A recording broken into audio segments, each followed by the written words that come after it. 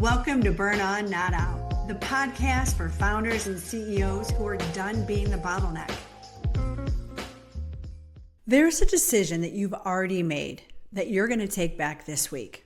Not because you have any new information, not because your team failed, and not because the original decision was wrong, but because something is going to feel uncertain, is going to make you feel uncomfortable.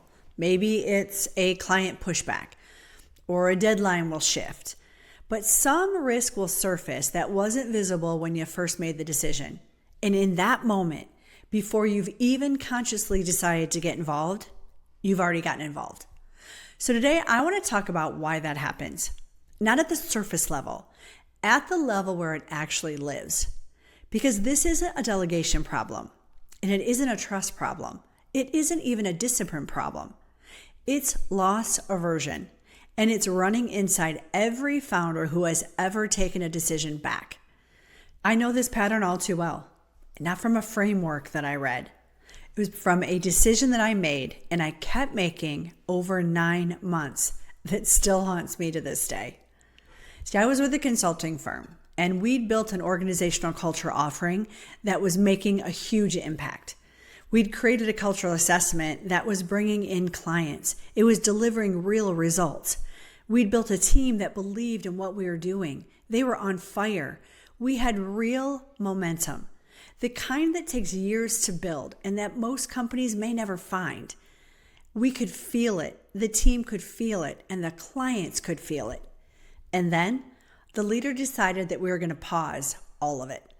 He had a new focus, a sister company that needed attention, the latest shiny penny. He was convinced that this new direction would accelerate everything. I had heard this version of this before, time and time again. We would start, then we would pivot. We would start, then we would pivot. We would take 3 steps forward and 4 steps back. This time, like all the other times, I convinced myself that this time was different. And he needed me specifically to lead the new sister company. And I had to go tell my team. So I worked closely with a woman who had helped me run every consulting engagement, every event. She was my right hand in every sense. The one who understands the vision completely and could execute without me having to explain anything twice. The kind of person that you build a company around. I remember the moment that I told her, the look on her face when I explained what was happening, that we were going to pause, we were going to pivot. When I was telling people who was staying and who was coming with me, the look she gave me, it wasn't anger. It was shock. And underneath the shock was even worse. It was disappointment. Not just in the decision, in me, because she knew I didn't agree with it. She knew I thought that it was wrong. And I was standing in front of her delivering the message anyway. That look said everything I was feeling, but couldn't say out loud. I tried to use logic on the leader. I gave him every reason we should stay the course. The culture company was our strongest offering. We had the best team there. We could find someone else for the sister company, or he could run it himself. All of that was true, and all of it was right. But he wasn't making decisions based on logic. He was making decisions based on his own fear, his own patterns, his own belief. I know that unconsciously that he thought if the culture company got really successful, the spotlight would shift. The team may start following me instead of him. That his own relevance was at risk. I didn't see that clearly enough at the time. So I kept arguing with logic against someone who wasn't using logic, and I kept losing. So I justified it. Of course I did. I convinced myself this was a real opportunity, that this was different. This time was different, that we could move faster, that the revenue would give us more resources to build the culture side properly when we came back to it. I told myself that I was thinking long term, that I was thinking strategically, that a strong leader executes even when she disagrees. When what I was actually doing, I was managing my fear. Fear of losing my position if I pushed back too hard. Fear of being seen as someone who couldn't execute. Fear of the consequences of saying no. I think this is wrong, and I'm not going to support it. So I went to the sister company for 9 months, and I built something real there too. Enough so that we attracted a team member who'd spent 2 years working directly with Jeff Bezos at Amazon.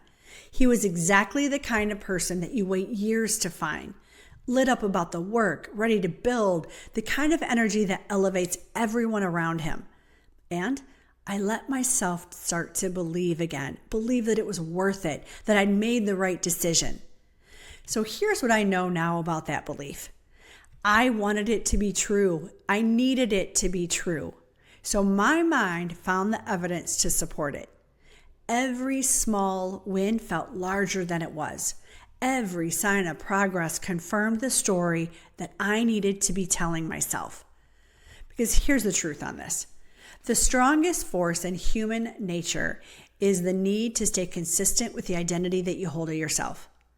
My identity was as a decisive leader, someone who made the tough calls and made things happen, not someone who followed blindly, not someone who executed decisions that she didn't believe in. So I built a story that let me keep that identity intact.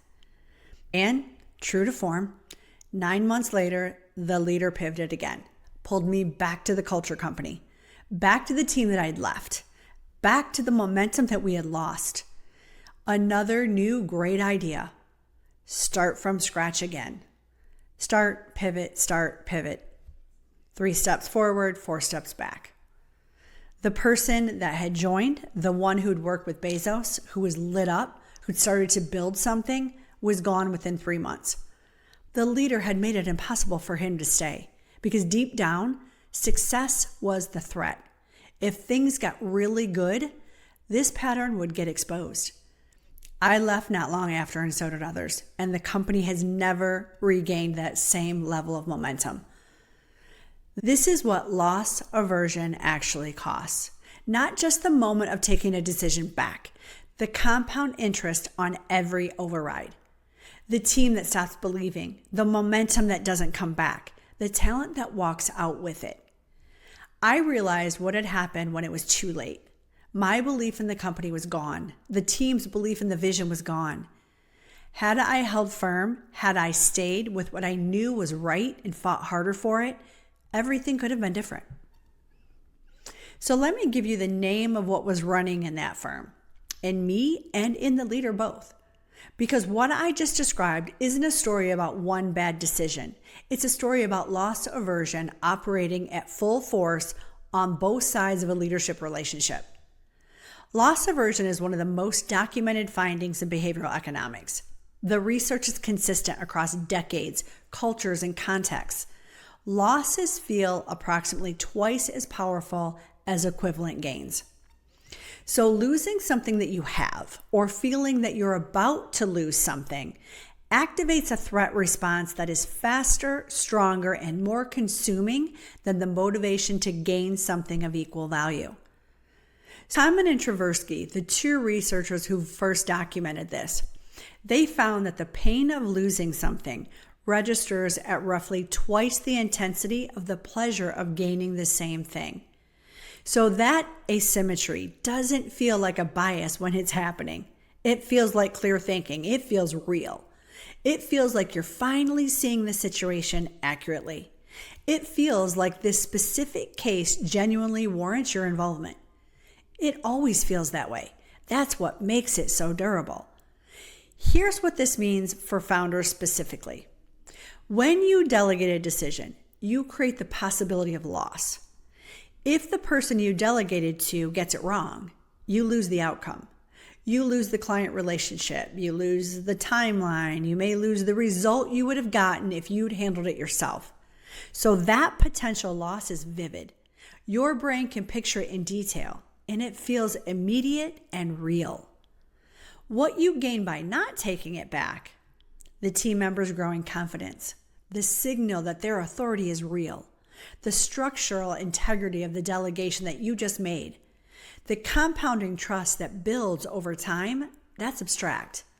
And it's hard to picture because gains that arrive later and spread across the organization, they don't register the same way as losses that could happen this afternoon. So the brain moves to prevent the loss. Not because you're a bad leader and not because you don't trust your team, because your brain is doing exactly what evolution built it to do, and it is faster than your intention. Because the override happens below the level where your conscious awareness lives. The threat signal fires. The protective response activates. And by the time your brain is caught up, you're already involved. You've already answered the question. You've already stepped back in. So this is why I kept following the leader's pivots, even when I knew that they were wrong. Loss aversion was running on both sides. He was afraid of losing relevance. I was afraid of losing position, losing influence, losing the team's respect if I pushed back too hard and lost anyway. We were both managing fear. Neither of us was making decisions based on what we were actually trying to build, and the company paid for it. So here's the part that most leadership development gets wrong. Understanding loss aversion, it doesn't stop it. You can read every piece of research ever published. You can recognize the pattern in real time. You can narrate it while it's happening. Say to yourself, this is loss aversion running right now, and still take the decision back. Because the override happens below the level where your understanding lives. Awareness is a diagnostic tool. It tells you what happened after it happened. It can give you a window, a brief pause between the trigger and the response. But the pattern is faster than the pause. The threat signal fires before the awareness catches up. And in that gap, the old response runs. So this explains something that I hear consistently from founders who've done serious work on themselves. I can see it happening in real time.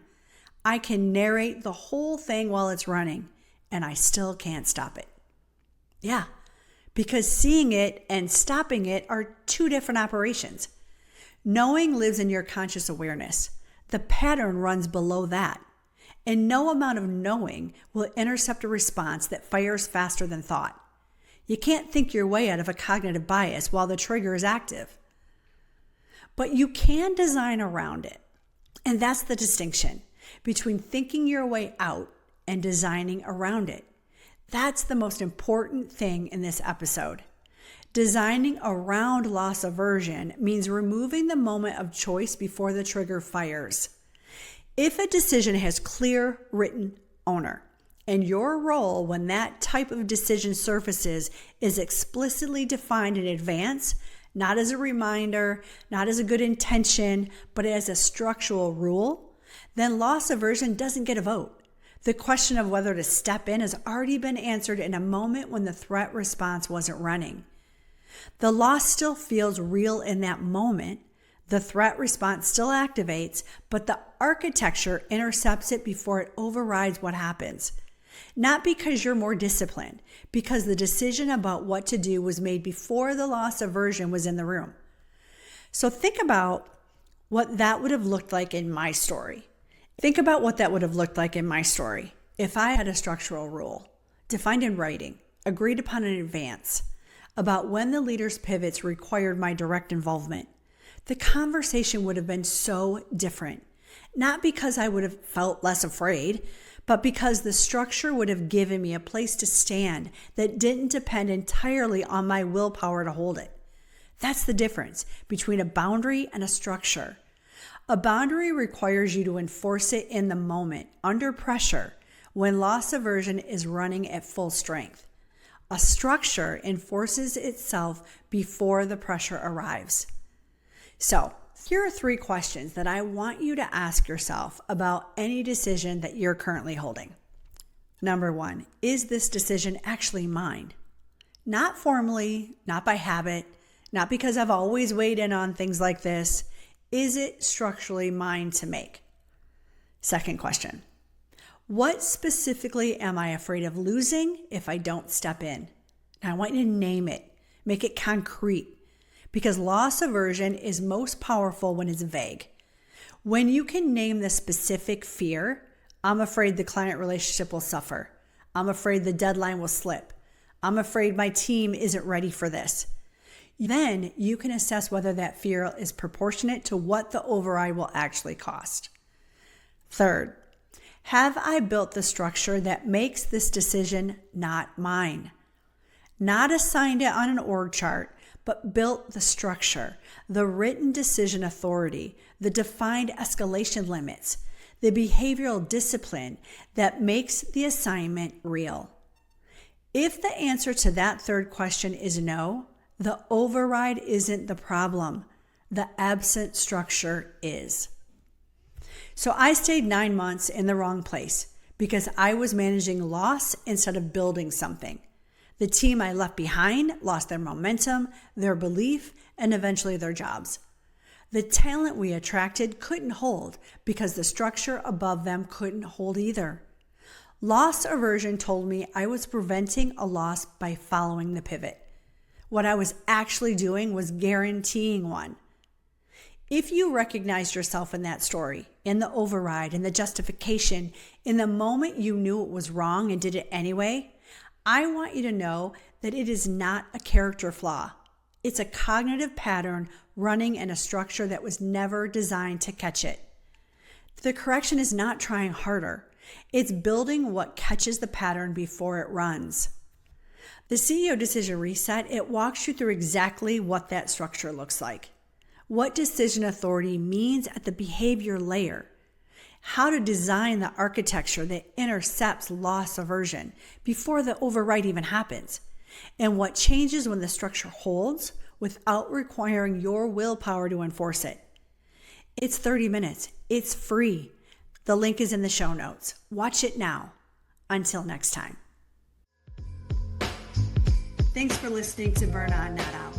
If decisions are still flowing back to you, don't just take notes. Install structure. Watch the CEO Decision Reset to see exactly how the founder bottleneck forms structurally and what gets installed to remove it. The link is in the show notes. Until next week, structure before strategy.